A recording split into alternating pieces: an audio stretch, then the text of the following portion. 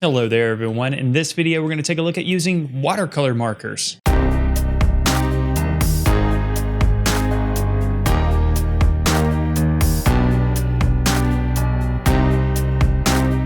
Hello there everyone, Matt here with thevirtualinstructor.com, and in this lesson we're going to take a look at using watercolor markers, which are similar to watercolor pencils, but as you'll see they're also quite different as well.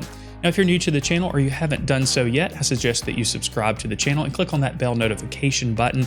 Of course, we cover a broad variety of drawing and painting media and subject matter here, and by clicking on that bell, you'll be notified every time we upload a new video on YouTube. And if you enjoy this video, make sure that you click on the like button. That will also help this video get discovered by others who are seeking out information just like you are on YouTube. Now, watercolor markers, what are they? How are they different from watercolor pencils if you're familiar? If you're not familiar with watercolor pencils, I suggest you take a look at one of our other videos on using watercolor pencils, of course. But let's go ahead and dive into watercolor markers.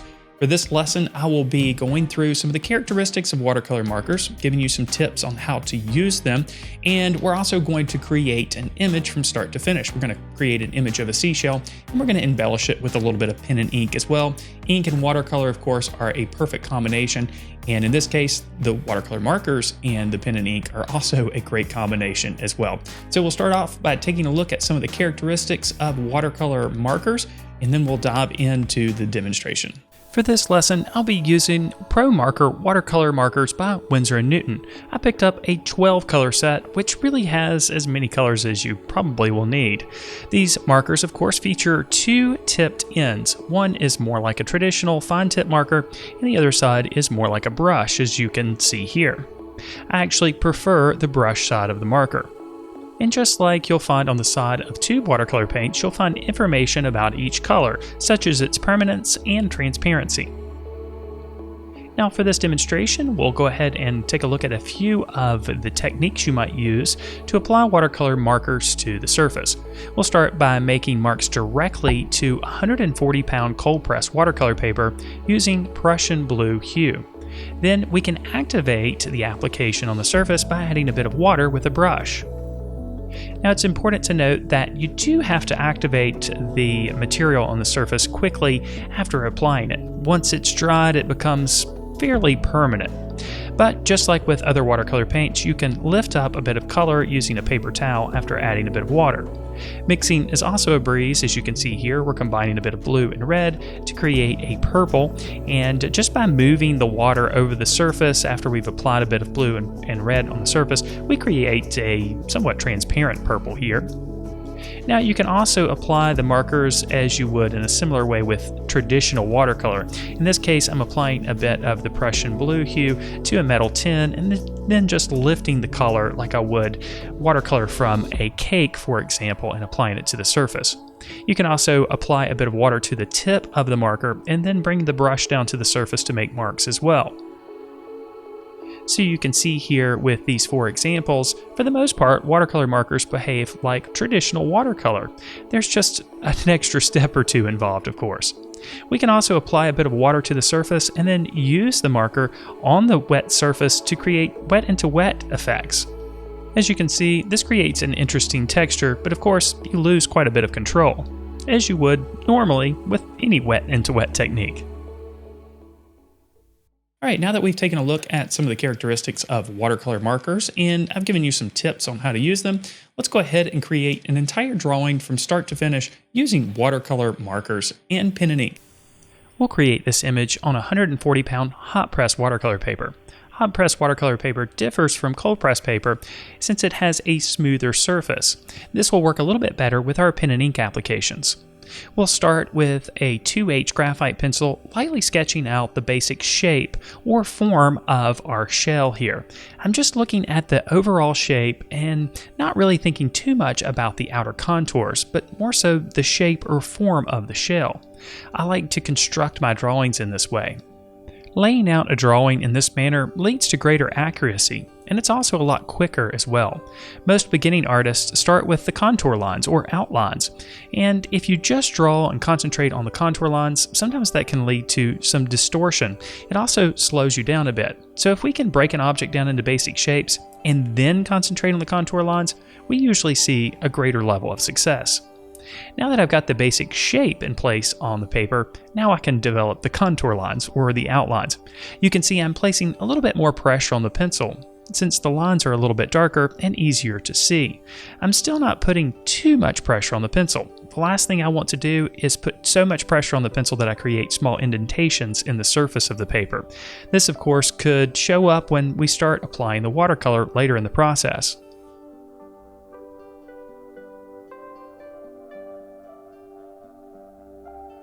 You can see that even though I'm drawing the contour lines, I'm still staying relatively loose.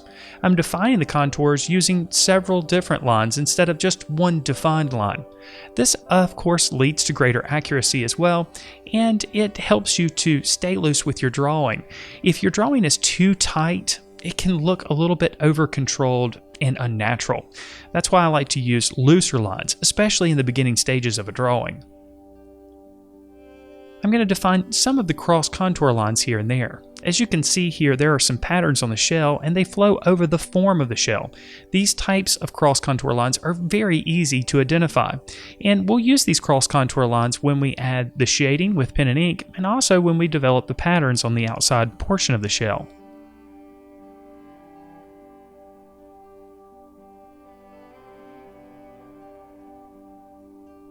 Once our contour lines are in place for the shell, we'll go ahead and draw a very light contour line for the outer limits of our cast shadow underneath and behind the shell.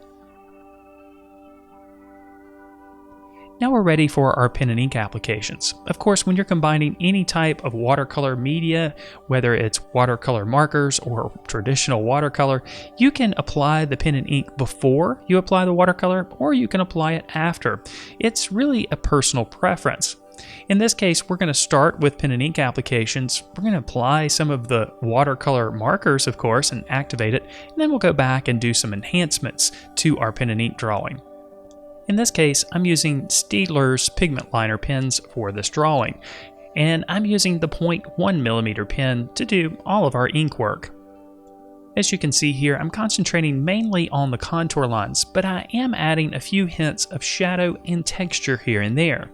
When we combine any type of watercolor media with a pen and ink image, we need to make sure that the pen and ink doesn't dominate too much, especially if we're adding the pen and ink first before applying the watercolor. You have to remember that our goal is to create a full range of value, and pen and ink, of course, can get really dark really quick, especially if we concentrate a lot of our marks. We have to remember that when we apply the watercolor, this is going to affect the overall value or darkness or lightness of the image. Some of our values are going to be made darker when we apply the watercolor applications, so we want to make sure that we don't get too dark with our initial applications with pen and ink. Remember, we can always go back and make areas darker if we need to, but it's nearly impossible to make them lighter once the ink is on the surface. So in other words, we need to remember that we're not creating a finished pen and ink drawing. Instead, we're creating a pen and ink drawing that's enhanced with watercolor. So we have to allow both of the mediums to work together to create the final image. You'll also notice that my marks are not as sketchy as my initial marks made with the pencil. I'm still staying relatively loose with the pen and ink. I think a lot of times people get overly stiff with pen and ink, of course, but I am creating defined, controlled lines with these applications instead of the looser, sketchier lines that we applied with the graphite, of course. Now you can see I am enhancing some of the shadowed areas, and I'm following what's called the cross contour lines. I mentioned this word earlier. Cross contour lines are either visible lines or invisible lines that flow over the form of a subject. You can envision a cross contour line in a way where you might take your finger and move it over the surface of the object. Of course, your finger is going to move in a different direction wherever the object bows out or recedes in, and this is going to affect the line that's created. Well, when we're using pen and ink, of course, we're using line to shade. So we need to think about the direction of that line, and that line is going to change based on the cross contours of the form. You can see on the inside portion of the shell, these lines curve slightly as the inside portion of the shell curves as well. Of course, we see subtle changes in direction on the outside of the shell as well. So we just need to think about the form of the shell, and then that will help us make the decision on what direction we need to make these lines. You'll also notice that I'm using primarily hatching to develop the shading for this image. Cross hatching can get really dark really quick, and if you'll remember, we want to make sure that we have a balance between the pen and ink applications and the watercolor applications that will follow. If we incorporate cross hatching, we might make some of our values a little bit dark, and I also really just like the look of a clean hatched drawing. Now, once our ink applications are complete, we can use a kneaded eraser to remove any remaining graphite, and then we're ready for our initial applications with the watercolor markers. We'll start by applying some of the colors to a plane of glass. It might be hard to see here on the video, but I'm applying this marker to a plane of glass and not to a piece of paper. The first color I'm applying is a bit of yellow ochre. This is followed by a bit of cadmium yellow hue, and a bit of burnt umber as well. As you can see in the upper left-hand corner, the photo reference that I'm working from has been enhanced with color a bit. Actually, I got this image from a website called Pixabay, and I did quite a bit of enhancing to it. I bumped up the colors, added a cast shadow underneath, among other things. So I really want this image to be colorful, but we're starting with some neutral warm hues to begin with. As you can see, I applied a light application of yellow ochre to pretty much the entire shell before switching over to a bit of burnt umber to start addressing some of the shadowed areas. We'll progressively layer applications to build up the color and the contrast, as well as a full range of value in the image. So we're starting with very light applications, and the best way to get a light application when using these watercolor markers is to apply the watercolor marker to a water resistant surface like the plane of glass that I'm using here, but also a watercolor tray would work as well. Then you can just wet your brush and dip it into the area where you've applied the color and then bring the material over to the surface. Of course, this dilutes it quite a bit, giving you a little bit more control and of course making lighter applications. And just like we can with traditional watercolor, we can apply a bit of the color to the surface and then use a little bit of water on our brush to move it around, of course. And as you can see, as we start to layer, at least our first layer of color, there's a little bit more depth there. Of course, more of that depth will be built up in the color as we continue to apply layers of the watercolor markers to the surface. Now, I didn't mention what type of brushes I'm using for this demonstration, but I am using Grumbacher Golden Edge nylon brushes. These are my favorite brushes to use when working with watercolor. They stay very stiff, but allow you quite a bit of control, and of course, they're nice and soft. Now we're ready to add a new color to our palette. We'll add a bit of cadmium red hue, and we'll also bring back a bit of yellow ochre and burnt umber since we've exhausted what we had on the palette. I'll start here by mixing a bit of the cadmium red hue with a bit of burnt umber and a touch of the yellow ochre. And using a test strip, I'll test out the colors. I always like to have a test strip of watercolor paper handy whenever I'm working with any watercolor medium, whether it's watercolor pencils, watercolor markers, or of course traditional watercolor. And then we'll start making some of these values a little bit darker and a little bit more colorful as well.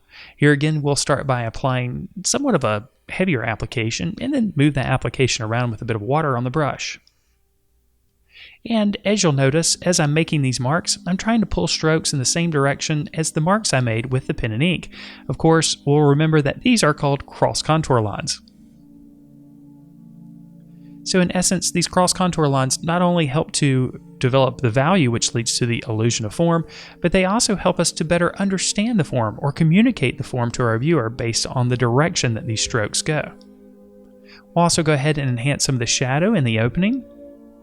And now we're finally ready to grab some of that cadmium yellow hue. We'll start by applying a bit of it in the opening of the shell here. You'll also notice that there's a little bit of the cadmium red hue and a bit of the burnt umber in the mixture as well. And we'll also bring down some of this color to the area just in front of the opening. Now we need to add a little bit more red to the opening, so we'll add a light glaze of cadmium red hue here. And of course, since all of our applications are translucent, some of the color underneath shows through, and now we're starting to build up some depth. Now, one of the things I really want to bring out in this image is the contrast between some of the cooler colors and some of the warmer colors. Most of the cooler colors, the blues and so on, exist on the right side of the shell, and most of the warmer colors are found throughout, but they're definitely more dominant on the left side of the shell.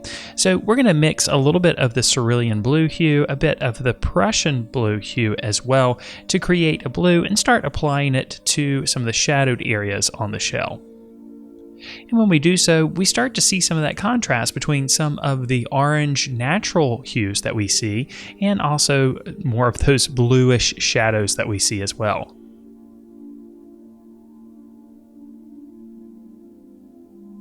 Now, just as we have with the other colors, we'll start with some lighter applications, again allowing a lot of that color underneath to show through. And the more layers that we add, the more depth we're building up. Of course, you don't want to overdo it, so you want to make sure each one of your applications here is nice and translucent at this point. Of course, we see a lot of shadows on the bottom portion of the shell or the bottom right-hand portion of the shell, since our light source is coming from the upper left-hand corner.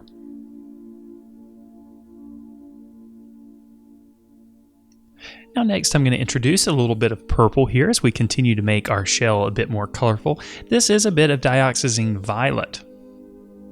And this purple is a little bit warm, so as you can see when we're applying it to the open area, as it goes over the top of some of the other colors that we've got in place, it resembles almost an alizarin crimson, which is a red. Of course, we'll apply this purple to other areas on the shell, of course, to ensure harmony and unity, and we'll apply it mostly in the areas of shadow.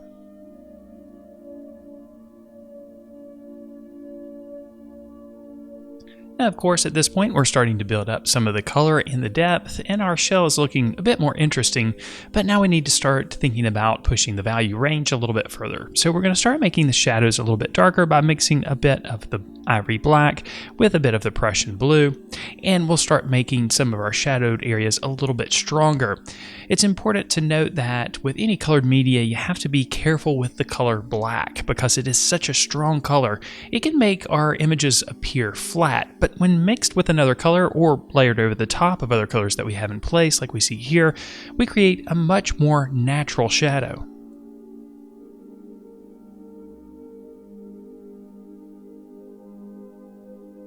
So we'll use this mixture to enhance some of the shadowed areas, especially on the inside of the shell and on the lower portion of the shell, along the ridge that goes right through the middle of the shell, but also on some of the patterns that we see on the highlighted side of the shell as well.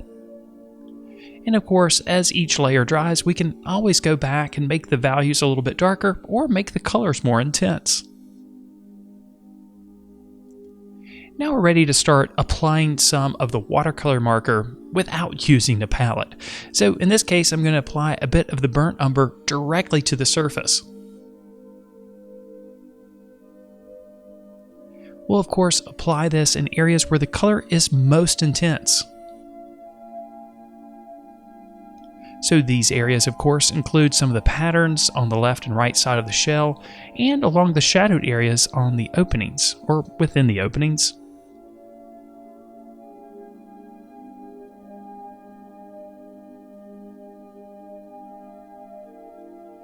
We'll also apply a bit of yellow ochre in areas while we're at it.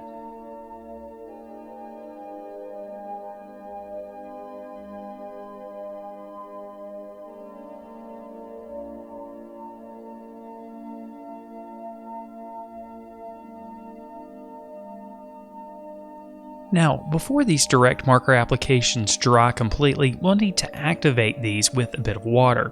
It's important that you activate these areas while they're still wet on the surface, because once the watercolor marker applications dry completely, it's a little bit harder to activate.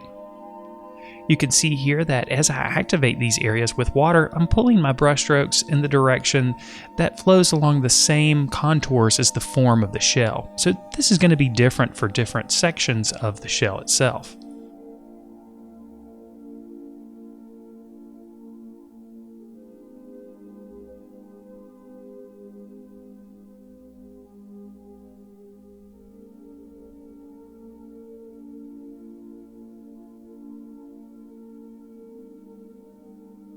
continuing to push the value range, we'll go ahead and enhance the shadow in the opening of the shell using a bit of the ivory black that we already have on our palette. And then of course, using a bit of water, we'll move it around to create a nice transition. Here, I've put a bit of cadmium yellow hue on the surface, and it's a bit too strong.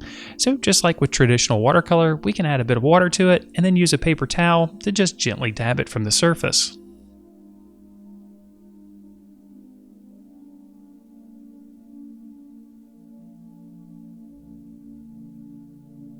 Then it's back to the marker again, creating some more areas of darker value and more intense color.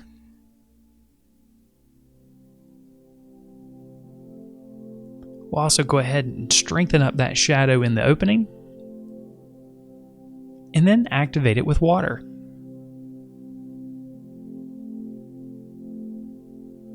So in areas where you want the color to be a little bit less intense, it's a good idea to apply the paint marker, the watercolor marker, to a surface beforehand and then pick up the material from that surface, like a plane of glass or a water-resistant palette.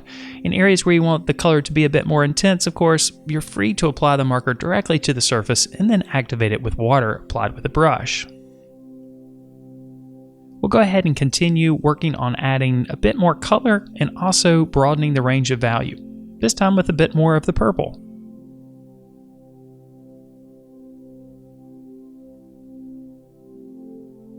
We'll also bring in a bit more of those blues too, to enhance the contrast between those wonderful oranges and those blues.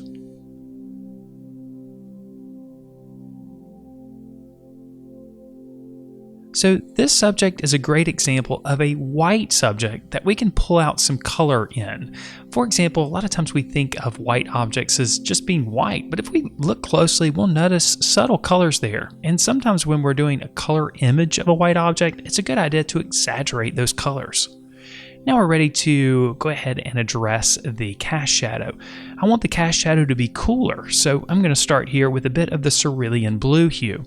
And then I'm going to make it a little bit darker with the ivory black. You can see I'm applying both of the paint markers directly to the surface. Now I'll go ahead and quickly activate these applications with a bit of water. Here on the left side of the shadow, things are going pretty well. I like the way the ivory black and the cerulean blue hue are mixing. As I start to work towards the middle, I start to notice that the black and the blue applications have started to dry on the surface, and it's a little bit harder to activate. You can see that happening here. And as I work all the way to the right side, you can see it's nearly impossible to activate those black areas now. This is something that I discovered during the process. You really need to make sure that you activate the watercolor marker applications as quickly as possible to preserve that watercolor look. Because if you don't, of course the markers are going to dry up and you're going to end up doing what I'm doing here on the cast shadow. But that's okay. I have an idea to make it look harmonized. And that idea is to bring out the pen. So I'll return to the 0.1mm pen that we started this drawing off with, and I'm going to enhance the cast shadow by adding a bit of hatching here. This hatching will make the overall shadow a little bit darker, but it will also mask the transition that I'm missing in the cast shadow in the upper right hand portion of the image. Of course, it makes the shadow a bit more consistent, and it also makes it a bit more harmonized with the rest of the drawing. Now, I'm also using the pen to enhance some line quality, mainly on the shadowed side of the shell and up along the ridge. This enhancement of line quality, of course, adds a bit of variety and makes the shadows feel a bit more natural, which leads to a greater illusion of form. Now, I'm not totally happy with the shadow at this point, so I've decided to use the tip to brush technique, we'll call it, and apply a bit of the ivory black to some of the shadow and create a smoother transition over the top of some of those cerulean blue areas. And after this quick adjustment, the image of a shell created with watercolor markers and pen and ink was complete. Thanks so much for watching this video. I hope you enjoyed it. Hope you were able to pick up a couple of things here and there. I'll remind you again, if you're new to the channel, make sure that you subscribe and click on that bell notification button. And if you want to check out 3 of our course videos and ebooks for free, you can do so. I'll leave a link in the description below. And I'd also like to remind you that we have a wonderful membership program, which includes a variety of drawing and painting courses on a variety of subjects and media, of course. And that also includes weekly live lessons, which are broadcast weekly each week for an hour and also stored in our vault. So you can go back all the way to 2012 and watch all of our recorded live lessons. There's also weekly critiques and answered questions as part of the Members Minute and a year-long curriculum for visual arts teachers as well. Again, that's part of our membership program. If you want to check that out, you can. Everyone starts with a free week-long trial. I'll leave a link in the description below if you want to go check that out. Thanks again for watching, and as always, I wish you all the very best in your artistic success.